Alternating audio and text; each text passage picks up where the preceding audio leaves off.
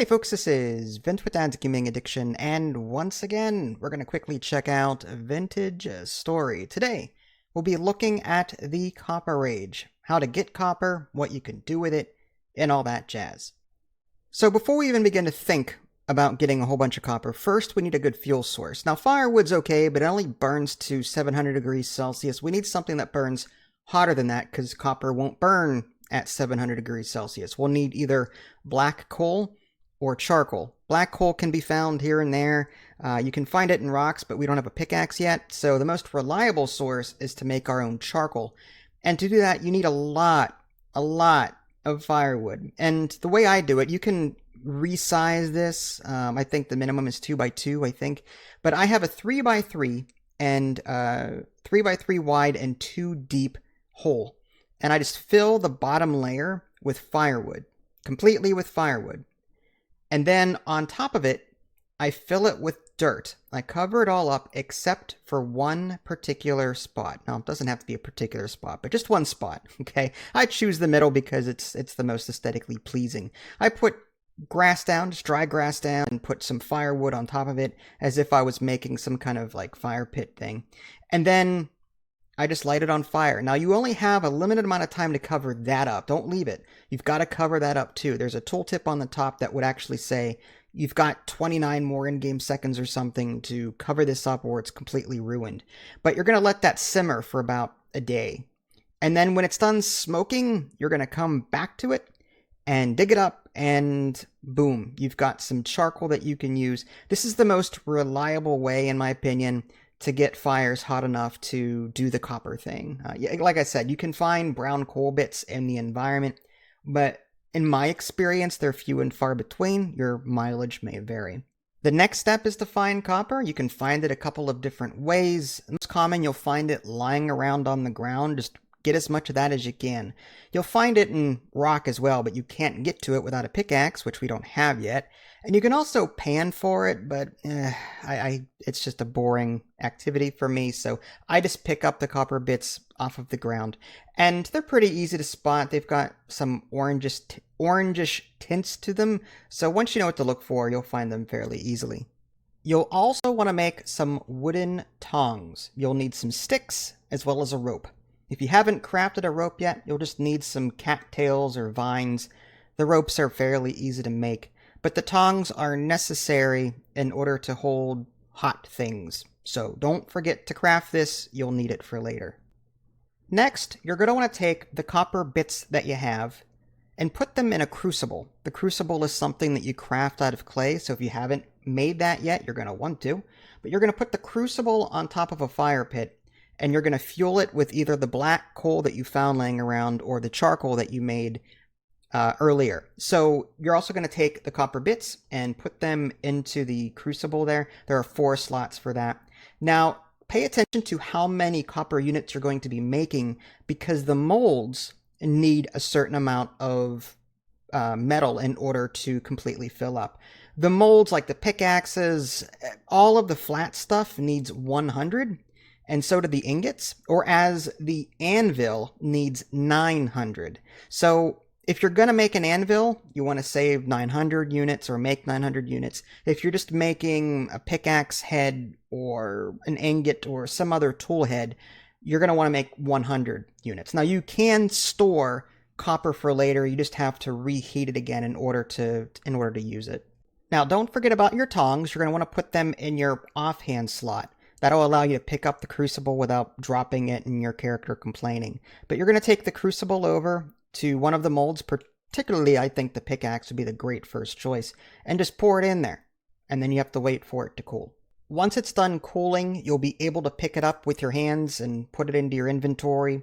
You can also just combine it with a stick and create the tool as you would a flint tool. So once you do that, you'll have a pickaxe ready to go. And this works for all of the other tools as well. So now we have to find more copper in order to make that copper anvil. And the best way to do that is to take the pickaxe that you just crafted, as well as making a prospector pick. The prospector pick will help you to find ore in the environment.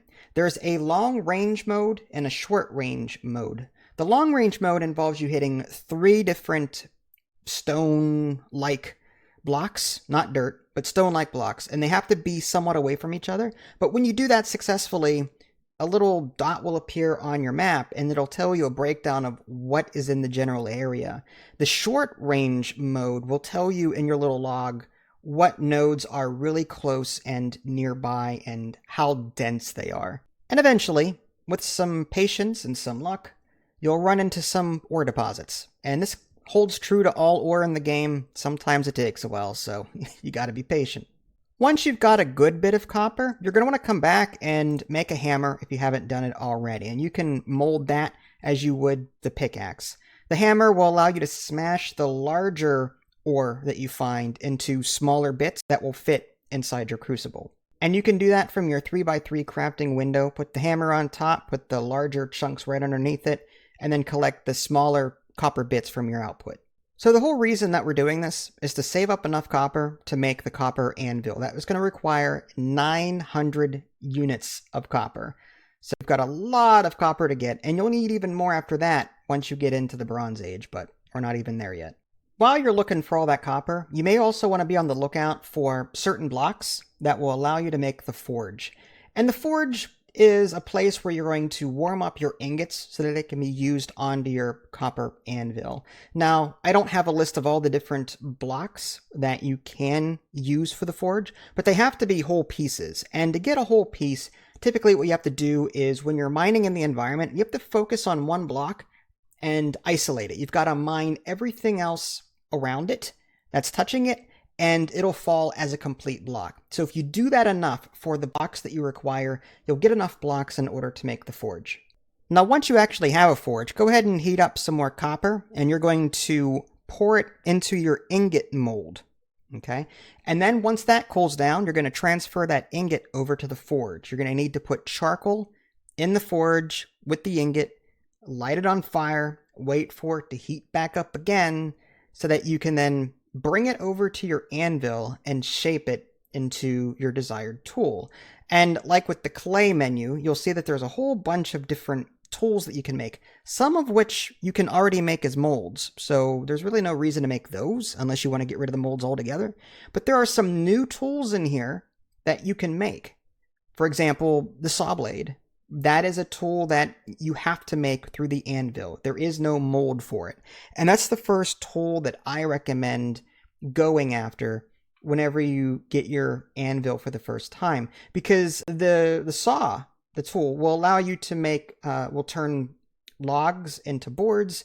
And then from there you can make buckets and barrels. And these are things needed for leatherworking and transferring fluids. And if you're going to work on farming, you're going to need a way to transfer that water. So you need a bucket. So yeah, the saw blade. Anyway, once you pick that recipe, you'll be able to move these little blocks around. Like the ingot will turn into little blocks, and you'll be able to interact with these blocks by hammering them left, up, right, down.